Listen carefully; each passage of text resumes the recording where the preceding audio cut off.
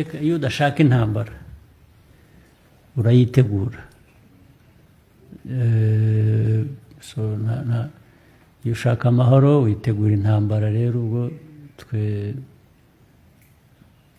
dushaka amahoro ibyo kwitegura twiteguye kera